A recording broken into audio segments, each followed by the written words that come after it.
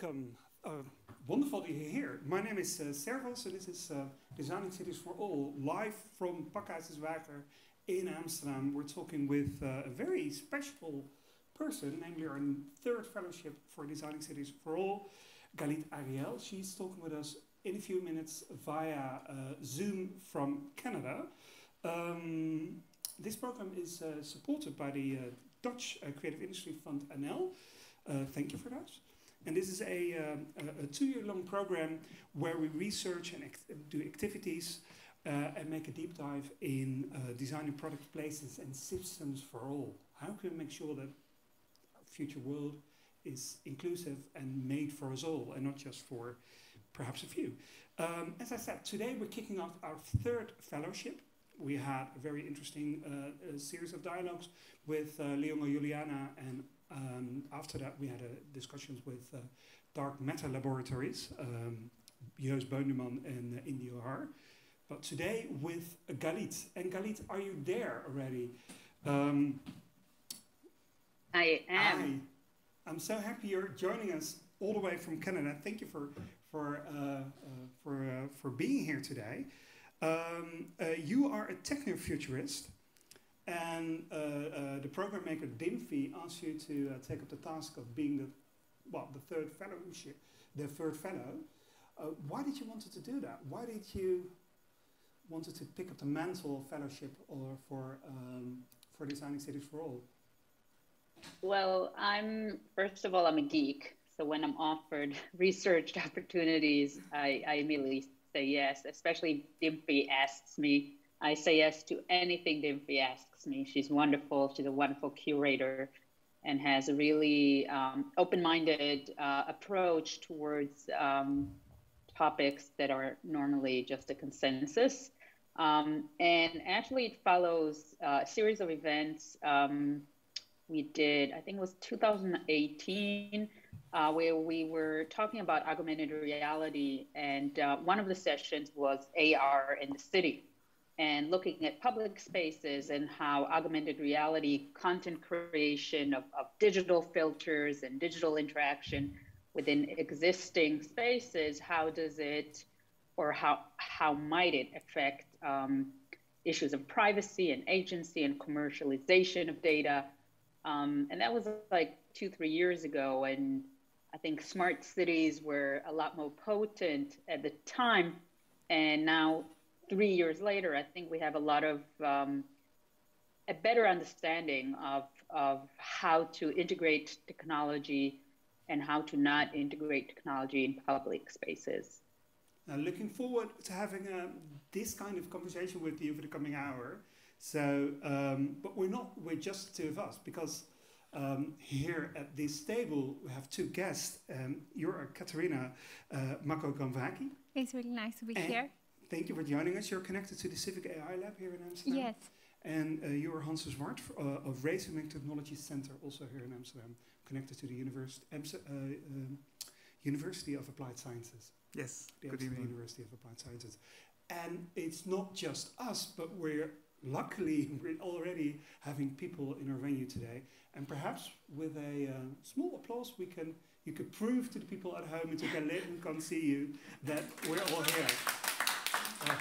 I can't tell you how happy I am to having people applause in our venues again. So thank you so much. Let's start with the beginning, Galit. What is a techno-futurist? Why do you call yourself a techno-futurist? Because I look at, I want to say, speculative futures. I want to debunk the idea that futurists know the future. Nobody knows the future, but futurists would normally have a broad perspective of possible, probable, and desirable futures. And I help organizations and companies achieve desirable futures focused on technology specifically. So futures is in plural, not just one future, but possibilities. Oh yeah. Well, first of all, we each have our own future. So when we say the future is, it really depends who you speak to. I can tell you one thing: the future is not exponential. That's one thing we have to avoid, and it's also a question of not just what technologies we will have in the future, but more so how will we be using them, and how can we diminish any harm, and how can we optimize them to actually do what we want them to do, instead of make us do what they want to do, if it makes sense. It kind of does. I think I understand. So it's about discovering the possibilities of tomorrow and the choices we can make for a better world. Indeed. Yeah? Indeed. Okay, perfect. And why augmented reality? So what is augmented reality? Why? You're talking to a Trekkie. So, so augmented reality was my nerd dream since I was a kid and saw the holodeck. But mainly because I really believe that augmented reality, beyond the technology, it is an interface that will be very predominant in how we interact with technology in the future. It's an interface that can not only sit on our keyboard or behind our screen, but it can live within the world around us, which is fantastic, but also means that we have to understand how to interpret technology in a better way, because it will be attached to our body. Literally, it will be attached to the places we're in, indoors and outdoors. So the difference between augmented reality compared to, for example, virtual reality is that virtual reality completely creates a new reality separate Indeed. from our world, and augmented reality adds to the world. Yeah, it literally augments the reality. It's beautiful. It's in the name. That's why we love it. Yeah. Well, it's a goodie. And I love the thing that you point to the holodeck of Star Trek, and of course, we all seen many new generation episodes where there is this Sherlock Holmes mystery happening, but the idea is that this happens around real people who are interacting with that. And how does that make a better world? How can you? It's fun, of course.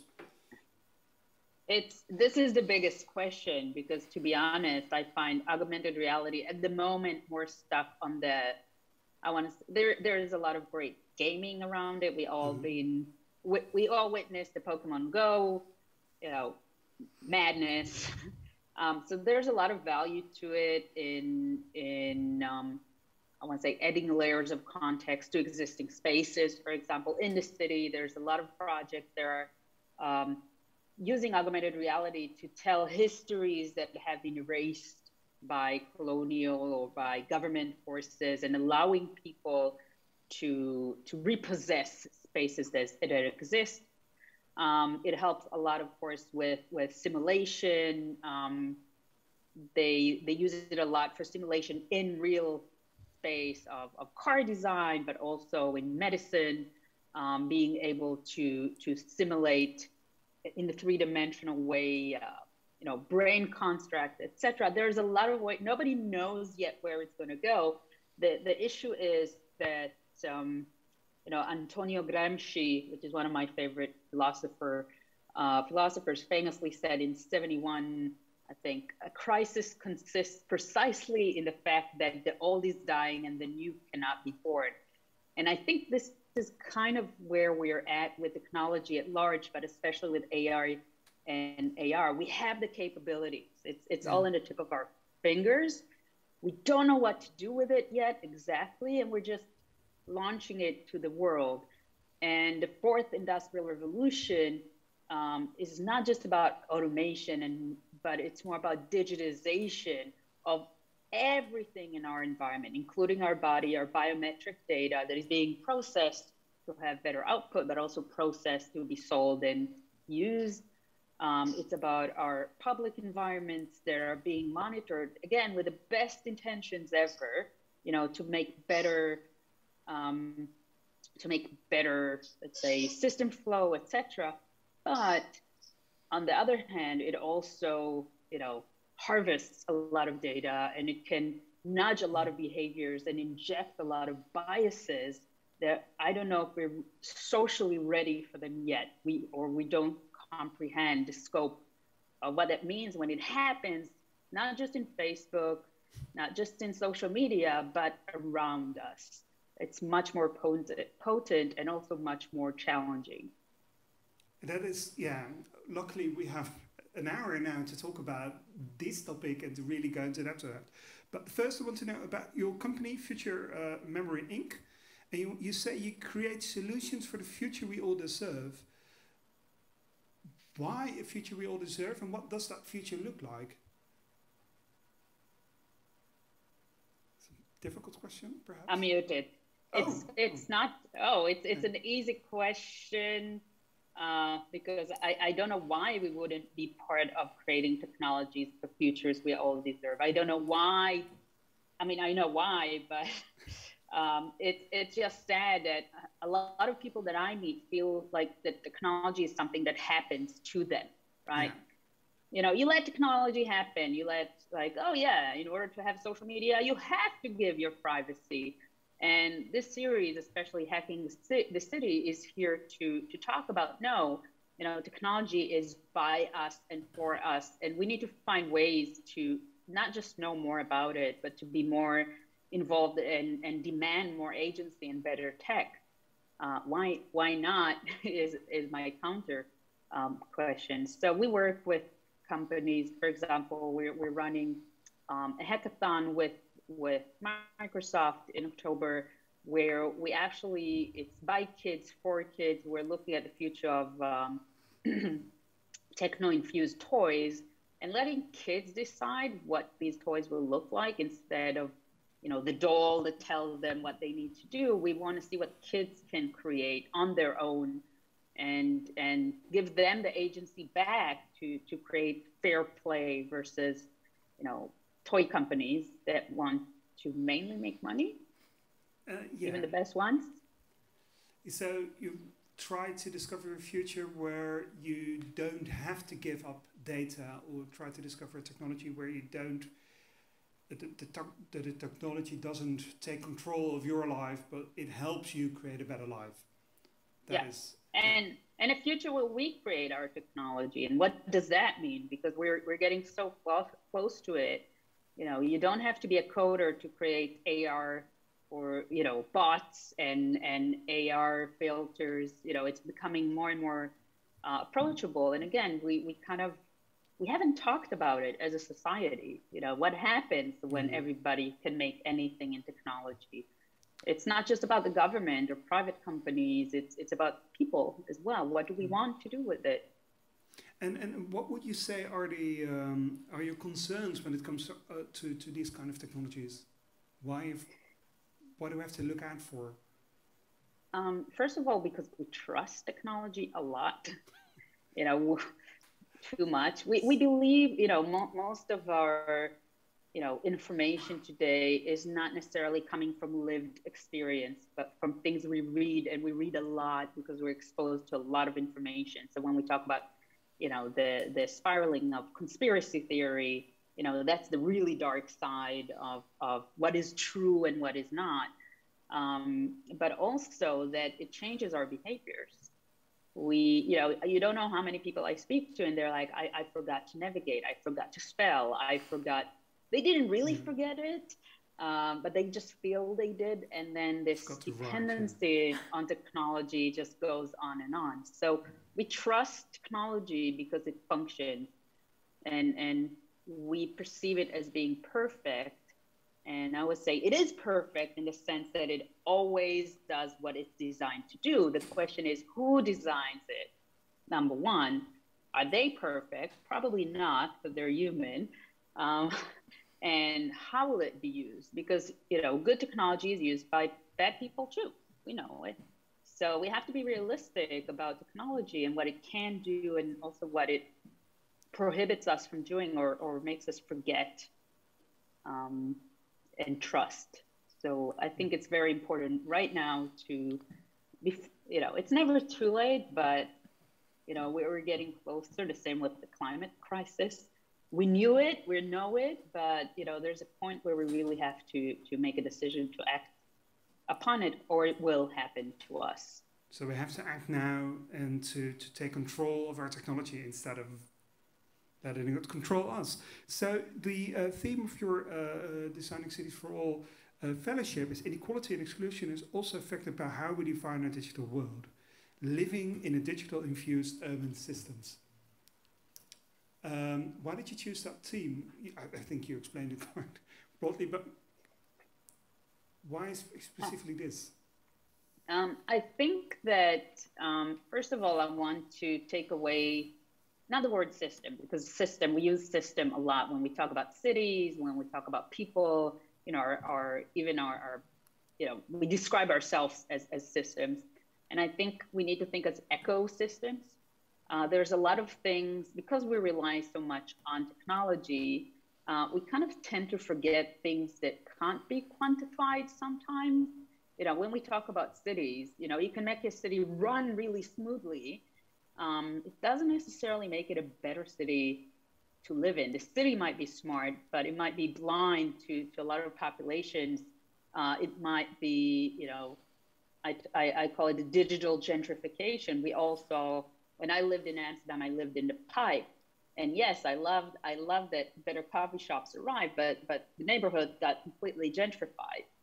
And, you know, that's a commercial thing, but it's also a technology thing. And what happens when they start gentrifying our cultures, because we're asked to behave and walk in a certain way because it's more efficient? What happens, you know, when they're gentrify cities because of existing biases, because certain races, you know, certain gender, certain race of people are being treated differently by the algorithm?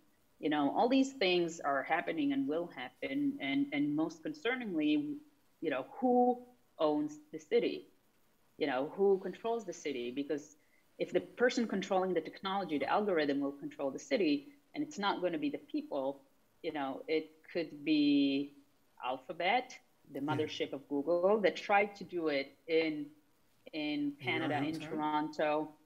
Yeah, it was actually a 3-year struggle. And honestly, it was citizens. It was citizens and activists that stopped it. The government and the city council were more than happy to give them this massive land to develop and build a smart neighborhood, and completely ignored, you know, the fact that they were building an outdoor surveillance lab, where not only the people living there would be surveyed indoor and outdoor, but if you would just walk through it, even with your phone off, you would be detected. Your biometric will be detected. And this is like Alphabet, Google. They already know way too much about us, and now they'll know about us when we're just out and about in the physical world, and that's way too much power. And people resisted it, citizens petitioned it, and asked for answers and transparency, and they ended up pulling back. And we have to be aware of what's happening in our environment and be willing to influence it and decide ourselves how we want to live in our cities and how the cities should look like and feel like. That's what I love about this kind of introduction and this kind of topics, because design, everything is designed. Design is everywhere, and it's up to us to deal with that and make sure that it's not just for the bigger group, but it's also connected with actual problems of actual humans. And the other thing I like about your statement, and then we go to the people here at the table, is that the idea of the digital public space. So I'm so happy you bring forth the idea of sidewalk labs, the idea that we should just give away public space. So I would love to talk with you all about the how can we take control, and how can we make sure that this is all put forward in a way that it helps us as a society and not just the happy few. So thank you for this introduction. Let's go to you at the table, Hans and Katrina. Thank you. Of course you knew Galit, but how do you? What's your first thought when you listen to her? I think the points he makes are really important, and right now this is what we face. We don't have ownership of data, and we don't. People can be excluded from the benefits of technology, and this is what we have to work together, industry, academia, the public sector, private sector will have to work together towards making sure that the technology that we put out there promotes an inclusive society and increases equity. So you are connected with the Civic AI Lab? Yes. What is it? So the Civic AI Lab is a partnership between the UvA University, the Vrij University, the City of Amsterdam and BZK. And so the University of Amsterdam, the second university didn't catch. The Vrij. Oh, the Free University of Amsterdam, yeah. The City of Amsterdam and Ministry of Internal Affairs of the Netherlands, yeah. Exactly, and our lab is part of UvA mainly, and we are focusing, it's actually on the name, so on the civic, creating technology that is actually inclusive and fair. So we like to include people from all the stages of this technology, from the design, the development, and the deployment of a new technology, because this is the only way to make sure that we don't have communities that are excluded from the good that a new technology can bring. And we have 5 domain projects, so we work on education, mobility, environment, healthcare, well-being, but also 2 overarching projects on policy and ethics. Yeah, and we work together with the city and BZK, so we actually work on real case studies and try to use real data. So, thank you for being here today. It's and great Hans, to be here. You are connected to the Racism and Technology Center. Why was that founded? Why is it needed, racism and technology? Yeah, so together with 2 others, I founded it in the last year or so. And the idea was that we noticed that here in the Netherlands, there is an incredible collection of basically anti-racism organizations that focus on fighting racism. So we have Nederland Wordt Beter, Control Delete, the Black Archives. Many of the organizations have been here in Pakhuis.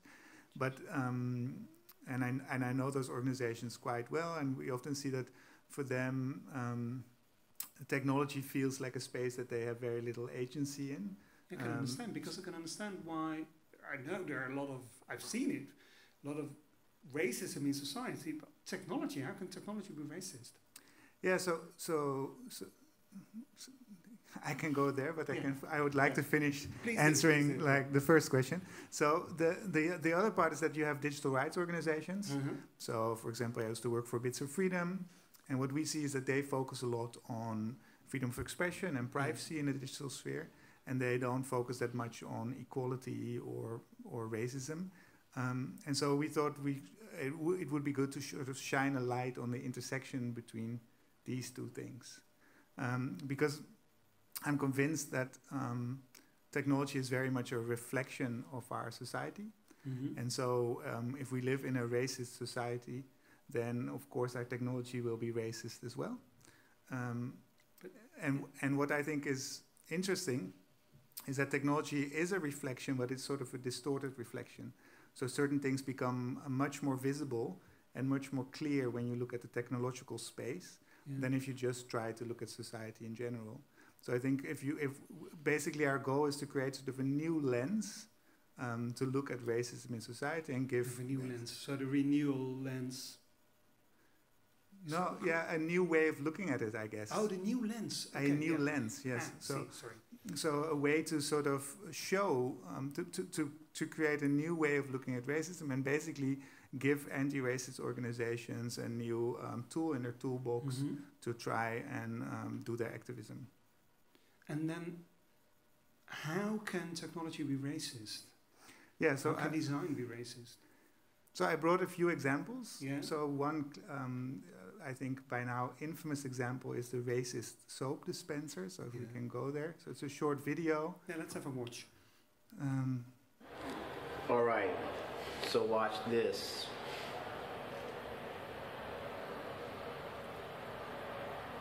Black hand, nothing. Larry, go. Black hand, nothing. Larry, go. Racist mother sinks. Why? So what happens here? So basically, there's an infrared sensor that tries to sense whether there is a hand underneath before it dispenses soap, and because dark colors and darker skin reflect light less well, it doesn't realize that there's a hand there when a darker person puts their hand underneath it.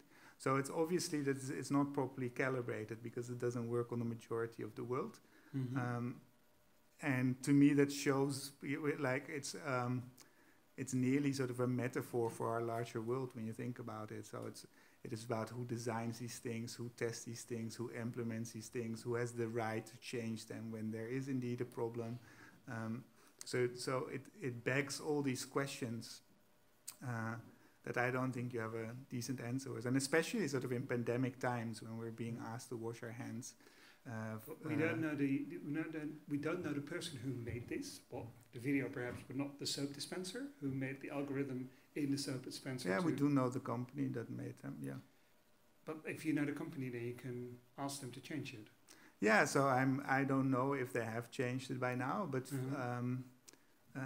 to me, this is just a very clear example where design can be exclusionary.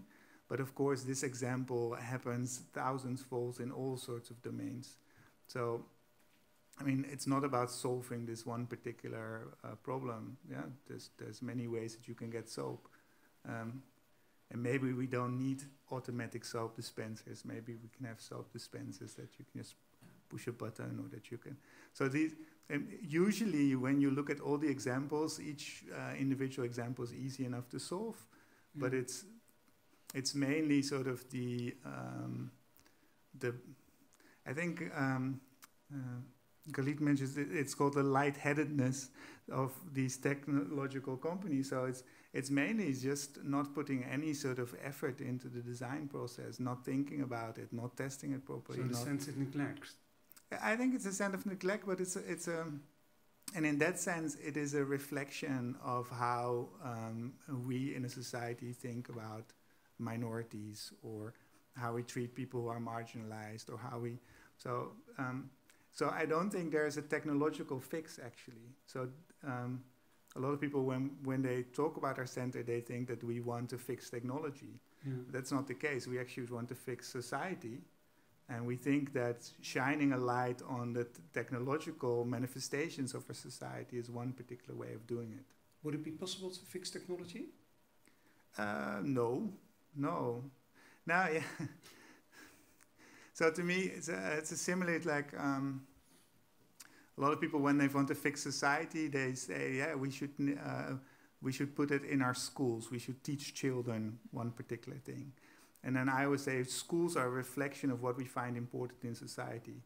So if we don't think it's important, it's not gonna happen. And the same thing with technology. So if we change society, we will get a different technology. So if we democratize a society, if we go into a situation where more and more people actually have the capabilities, as Galit says, to help shape the technologies that we use every day, then there is a chance that we will get technologies that are useful. But when we have that level of democracy, we might also get a public space that works better for us, or we might get an economy that works better for more people, etc.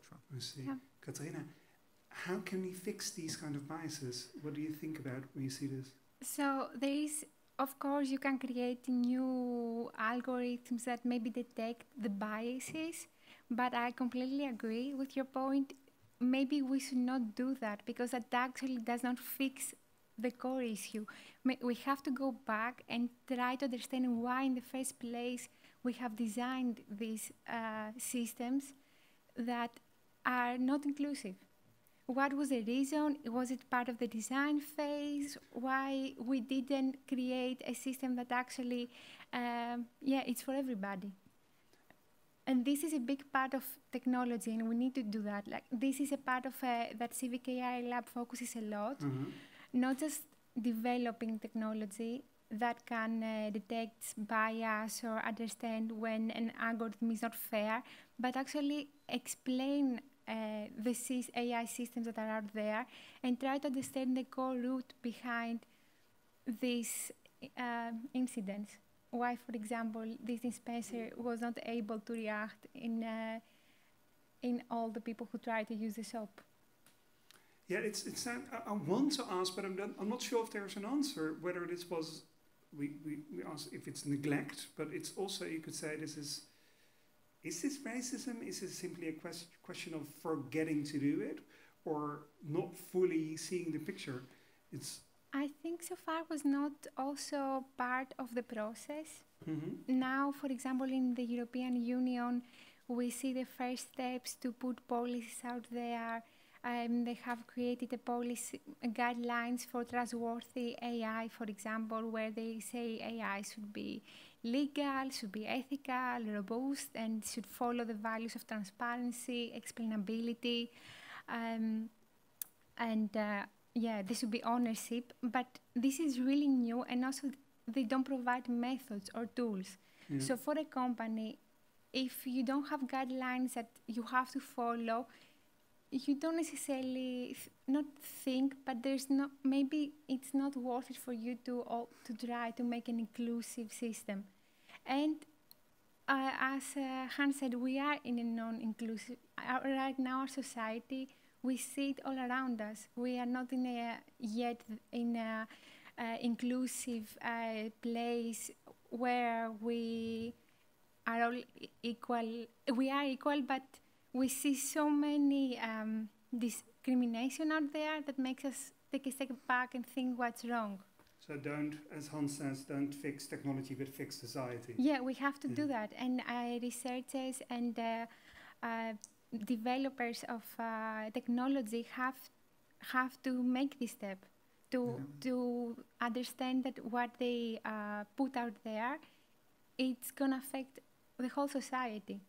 So it has to be some understanding of the society and a thought on the design process to include citizens, people, so it can be more fair what they produce. Yeah. Galit, how can we prevent these things from happening? Do you agree with Hans on fixing society instead of technology? I was waiting patiently to riff on some of the things he said, because indeed, most governments, there's a sensation, there's like this cyber war happening, and it's either us or China, and we have to make all our kids code more, and that's how we'll fix the future. But if all we're making in schools is a billion more little Mark Zuckerbergs, I don't think this is the future we need. I actually think, we do need to do the opposite and say, okay, this we have, and we can see what's wrong with it. Now there's no escape. We can't say, but he didn't know, he was in Stanford, he wanted to do this. Now we know what the consequences of mass deployment of technology is. So there is no reason not to fix it. And dare I say, and I'm a technologist, I love technology, I make, tech art, but maybe we're going too fast. And I don't mean in terms of speed, but too fast without testing, without stopping to have intention with what we're making, with why we're making it, with understanding what undesirable consequences will happen, because it's quicker and easier to make tech things, and we don't feel they're real. They happen somewhere, they're digital, and we're still not wrapping our heads around how much they do affect our behaviors and how much they are infiltrating everything we do. And I think if anything, the last year and a half have been so detrimental for us to get this overdose of technology, and actually we're seeing a counter reaction, like you were saying earlier. You're so happy to see a live audience. Yeah. I was in a panel with other AR experts, and they were all saying like, now with there's like a VR gym, no one will ever want to go back to a real gym. And I was like, are you insane? Kids are crying and begging to go back to school. If there's one positive outcome is that we now understand the value of other things and how exhausting this being captured within this promise of technology can fix everything. It can make a lot of things better, but it cannot fix everything. It's not the ultimate answer. But if we look at modern society, and you could say 1.5 years last in the whole COVID crisis, everything is infused with technology. But even before that, we were a technology-focused and a technology-infused society. My question is, how can we take responsibility in this kind of society? How can we take responsibility for this? Or should we? Or even more basic, is there something to take responsibility for? Is this even possible? Totally. First of all, of course, it's possible. First of all, I do expect, and I know it's not popular with technology because everybody are saying like open source technology for the people. Yes, technology for the people, but technology, is an infrastructure. It's a common, right? It's kind of and we let private companies control it. So it's kind of like if there will be no regulation on electricity or water, you could be cut off from one day to another. This will be unacceptable, right? Or, people will only get certain flavored water, certain quality water. This is unacceptable. And it's the same with technology. Our governing bodies, whether, they're governments or cities or electives or representatives, they also have accountability to us as citizens, not just to the tech companies and make them more wealthy and give them tax breaks and make sure they get all the resources to advance. Yes, of course they should do that. But, the biggest question then, who's protecting us? Who's protecting us from them? And it should never be us and them. And also for the tech companies, it's utterly idiotic to try to rule us with technology. First of all, I don't think it will work long term, and we're seeing people rejecting it already. And second of all, I think it's just very sad. I love technology. I want it to be beautiful and helpful. And what they're doing is creating the complete opposite. They're creating distrust. They're creating rejection. They're creating separation and segregation. And even they're figuring it out now. We cited post-Trump era in the state. We're seeing it with vaccinations. These things have big powers. So the first thing is just to agree that it has power in real life. If we agree on that, and I think we all agree on that, with great power comes great responsibility. Check. And then I think the parameters of how we define tech success should change completely. We talk on tech success as like how fast can we spread it around, and not how good will the outcome be and how less damaging it will be. If we talk about Bitcoin and NFTs, love the idea, but we already see how much natural resources it's sucking. Can you imagine a future where we constantly have to suck energy just to be able to do any exchange between people or to create art? I think it's a very sad future.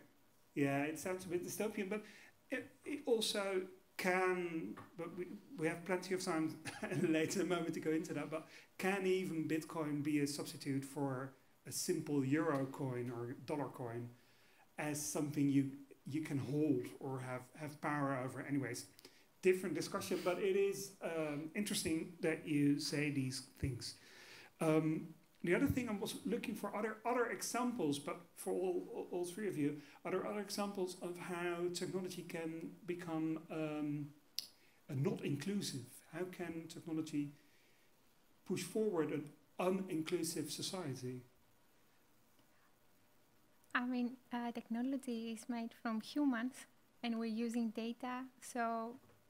But true, technology is made by humans, and even in the far future when there is AI built by AI, built by AI, built by AI, then in the beginning it was still made by humans. But does that mean that non-biased technology is impossible?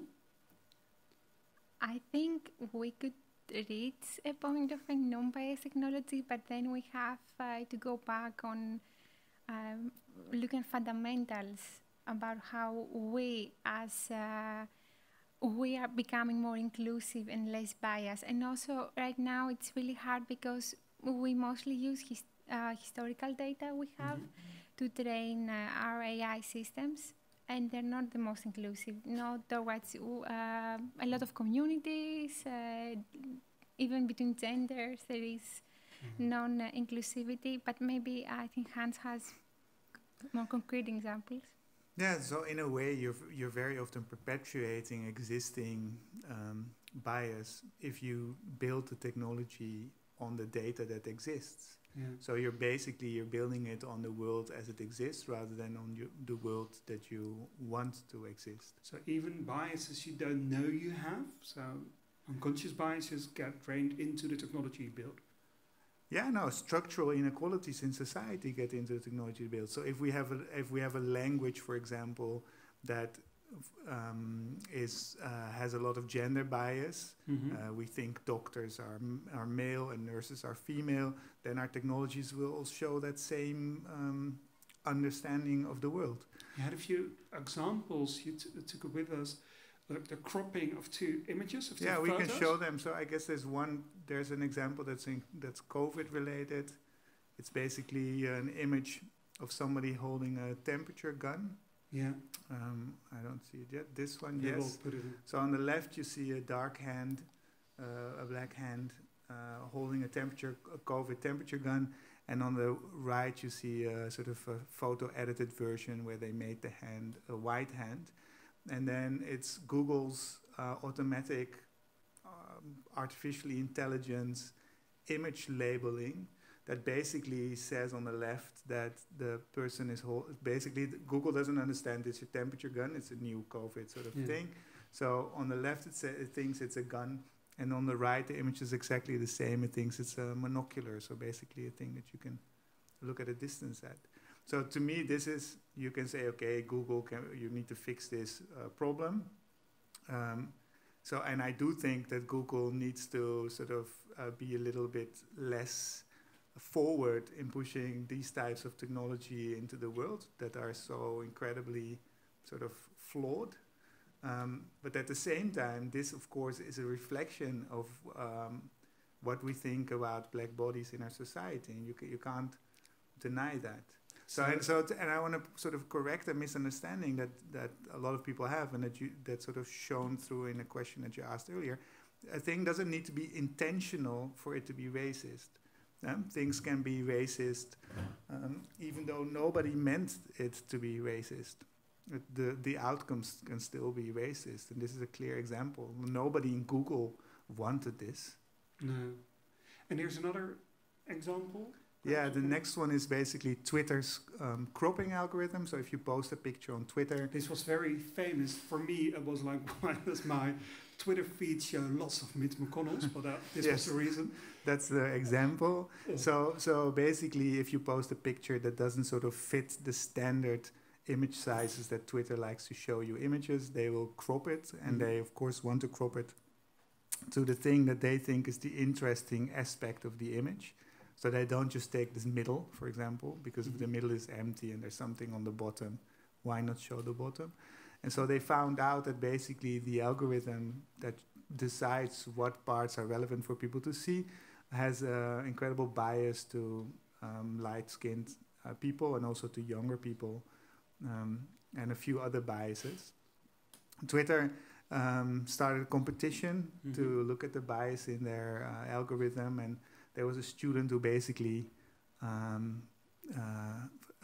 proved by creating artificial faces that looked very similar to each other, but that became progressively lighter, that Twitter would prefer the lighter face, even though it was completely similar in all other aspects. Yeah. Galit, you had another example of... Go ahead. Yeah, I actually want to say, because I want to add with some...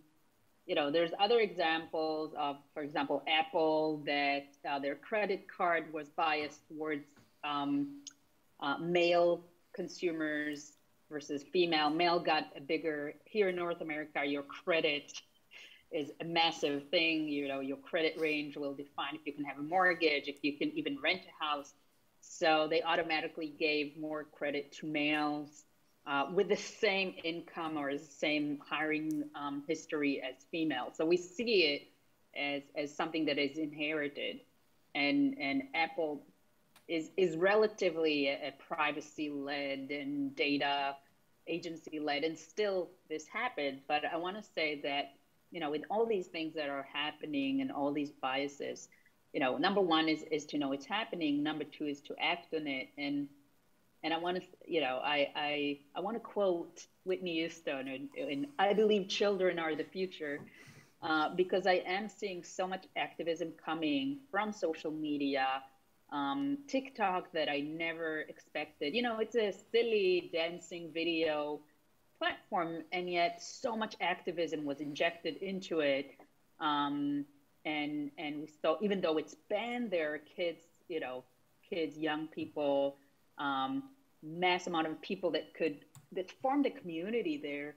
And especially the K-pop fans, that was amazing. K-pop fan community stood up for democracy in the US. It bonkers. It sounds really ridiculous, but these are also the beautiful things that come from these tools and these abilities. So it's always, the good, the bad, and the weird, that will come out of it. And as long as we're aware of it, it's fine.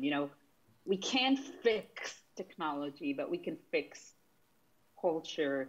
But we definitely shouldn't let technology happen to us if it's still made, and it is still made by a minority of people that have a specific high-level education, but a specific perspective of what the future will and should be. I don't think it's okay. I know they mean well in their minds. But again, it's a question of how do we all want our future to be? And I'm very pro hacking for good, let's say it like that, and recoding and decoding so we can learn and do better. We won't be able to fix it all together. There will always be a residue. There's always going to be, but at least we can do is try harder and really, really mean it when we do. Thank you. Katrina, you have many projects here in Amsterdam to make AI more accountable or also more transparent. Yeah. Could you tell a bit about that? So I find the city of Amsterdam at least really, they really try. They acknowledge, of course, what we also see, that not all the AI systems out there are fair nor inclusive in a lot of times. And they took some steps and created some instruments to help mitigate that problem and create more transparent AI. For example, they worked on an algorithm register that I know you're part of this process. And maybe you can later give us talk a little bit about it. They create an algorithm register for public servants to put there what they're using and why, so people can have access on it and see what are the AI systems that are used in the municipality. But they also created a procurement guideline, so a set of guidelines, rules, conditions for the companies they work with when they develop technology or they want to acquire technology. I know that now they're also working on creating policy regarding ownership, and they also are open to the possibilities of actually taking a step back in developing AI and trying to make it inclusive from the beginning. They work with us, with the Civic AI Lab. They provide case studies, so real cases, real problems they have in different domains. And they also, we use data that are real from the city to try to create more fair and inclusive AI systems. And so the idea of building like this full digital twin, this would be possible to recreate society, or is it to predict things happening in society? I think what they try to do right now is to actually understand why and what is not inclusive regarding the technology we have out there. So we're really... So trying to find I find the example of the proctoring very interesting. So this is perhaps you can explain it? Yeah, sure. So when we went into COVID, a lot of universities, students weren't allowed to come to the university anymore. Still, testing had to happen. And a lot of the universities decided that they wanted to use online proctoring tools to try and make sure that students wouldn't cheat. So basically, you have to imagine that as a student, you have to sit in your room with your laptop open. You install this spyware on your computer that will monitor everything that you do. You have to turn on a webcam. You need to identify yourself in the webcam. You need to show your whole room that there's nothing there. And then basically you have to sit still while you do this exam, because there's an algorithm monitoring you to see if you don't show any weird behavior. So you can't go to the toilet, you can't look outside, stare outside to sort of think a little bit about stuff. This is really scary. Yes, and it's a terrible, basically it's a terrible system, and universities all over the world jumped on it. Proctoring is probably a market leader, had their marketing and the sales department make over hours, etc. Did some shameful things that you can look up if you want to. But then, so this whole thing is terrible already. But what made it even worse is that it demonstrably worked less well again for people with a darker skin color. Yeah. So basically the system would have trouble recognizing that you were there. Basically, it would tell you your room is too dark, we can't see you, etc. And so people would have to put like basically like I'm here now with a bright light in my face. Yeah. They had to put this right in front of themselves while they're doing the exam to make sure that the software would be able to see them. This flies in the face of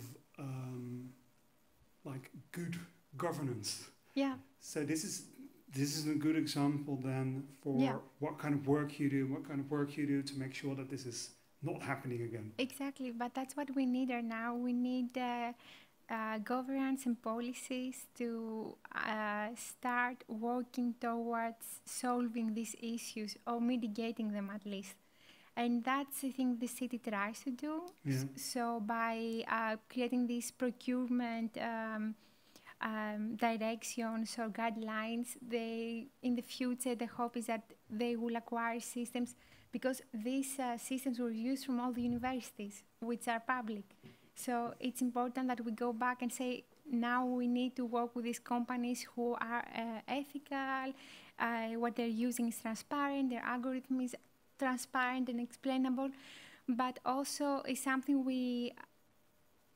there are policies out there, but not so many tools yet.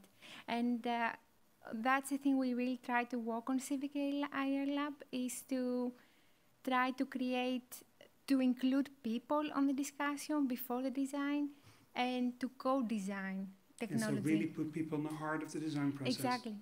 Not just design, but also development later to make it's important, we feel, but I think maybe you also agree that we need to create some ownership, and Galit is what Galit said. We need people to be part of it. We cannot move with technology as a small group of people who develop technology, study something technical, and design what they like. And they think that's how the future should be. We have to move all together to be able to create a better society, not just a smart society. Yeah. Yeah, we promised ourselves to talk about smart cities and what we think about that. And unfortunately, we're almost out of time. But we really make sure to get a grip on technology and to get control of it all. Thank you so much. Is there something for the last minutes you wanted to add or we didn't tackle this hour before we go back to Galit? Before we go back to Galit. Yeah, so I think it's very important to realize that as we're sort of instrumenting our cities and our public spaces with a layer of technology, that we need to be aware that there's two very likely outcomes if we don't pay attention to that. And one is that the technology will have a disparate impact. Yeah. So it unless you really work on it, it will tend to exacerbate existing inequalities. It will make them worse. Quite often, because marginalized people have less data and there's less knowledge about them, less insight, they have less access to the processes that fix these things. And the other thing is that very often the marginalized people will become the people who will be surveilled the most. So if we instrument our societies, it will be the marginalized people who will be on cameras, who will need to handle. So by not acting, we create a more excluding society, and that's not something we want, at least No, we. Yeah. Thank you so much for enjoying, for telling all these stories and for enlightening us. Hans de Zwart, founder of the Racism and Technology Center. Co-founder, yeah. Co-founder, sorry, yeah, of course. And Katarina Mako-Kamvraki, and you are project leader at the Civic AI Lab here in Amsterdam. Thank you so much. Galit, that was quite a dialogue or quite a discussion we had today. A lot of things to do. So I'm looking forward to your fellowship. Me too. Yeah, so the first session will be on November 15th. Yeah. You're working hard on the content, right?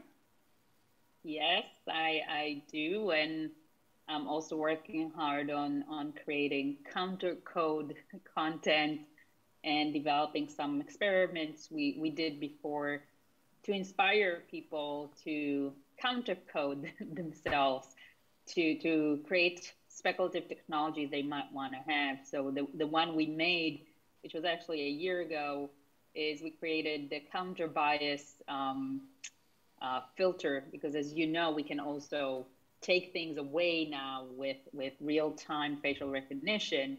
And we decided to target the biggest minority group, which is white men, and just erase them, how do you like them apples kind of counter bias thing, because I think also for a lot of people, as a white woman myself, it's very hard if you're not a minority group, which you are if you're white, but let's not talk about it. But if you're not a minority group, it's very hard to understand what it feels like, what it looks like to not be able to have a sliding door open to you all the time, or to be suspected for something you're not all the time. So we wanted to explain it better for them and kind of like do that twisted mirror back to them. But we really want to create, with the audience, a lot of potential, weird, I love the weird, good, bad, and weird thoughts about how they might make or not make technology, and put it back on them, because in the end, we're not just three people talking about it. We're here to, call out to anyone that has a thumb to contribute to making better technology. Thank you so much, Galit Ariel, techno futurist. Before we stop for today, how can we find more information from you, from your center? You can go to the website. It's the racism and technology .center. And there's a newsletter that we send out every 4 weeks that you can subscribe to. Okay, perfect. And how can we support you in your work? You can also go to our website, Civic AI Lab, or our LinkedIn, Twitter, and you can connect with us. Oh, perfect. We will do that. And Galit, you made a list of book tips, so we have to all go read those on the screen right now. Read those books. That will read be books amazing. In general. And the good thing about it, if you use the code DCFA2122, you get a 10% discount at Atheneum. That is a Amsterdam-based bookstore. I'm not sure, we forgot to check, but I'm pretty sure they send it around all of Europe. I'm not sure if they send it to Canada. I'm sorry about that. Also, we can launch a new edition of our DCFA book club. For young designers and students with a book selected by Galit. Which one is it, Galit? That is it's Glitch Feminism. Amazing. It's a fantastic book that looks at body as a new digital space, and basically talks about how to hack the body through technology, and how to take ownership on technology through the body. Glitch Feminism by Legacy Russell. And you are still able to enroll via our website. First meetup will be in October. In the meantime, we start with our series on equity and design on September 27th, where we will focus on redesigning our mindset in the first edition. Speakers will be Nadine Ridder, Kevin Roy, and Maha Eliak. On November 15, we start, of course, with a series of 3 with you, Galit. And All our programs, of course, are free of charge. You can always watch it for free because you can't put a price on democracy. So if you still want to support that, you can help us via the Pay As You Like code. And I want to thank you all for being here. Thank you for being here live in the audience. And hopefully see you again very soon. Thank you so much. Bye. Thank you.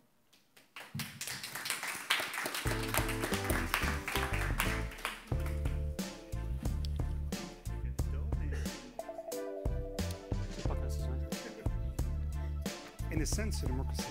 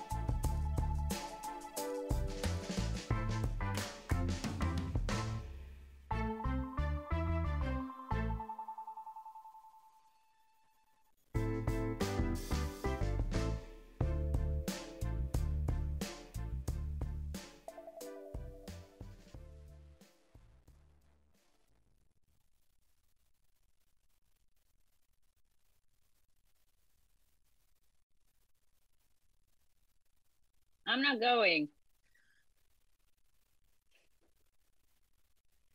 I can't hear you either.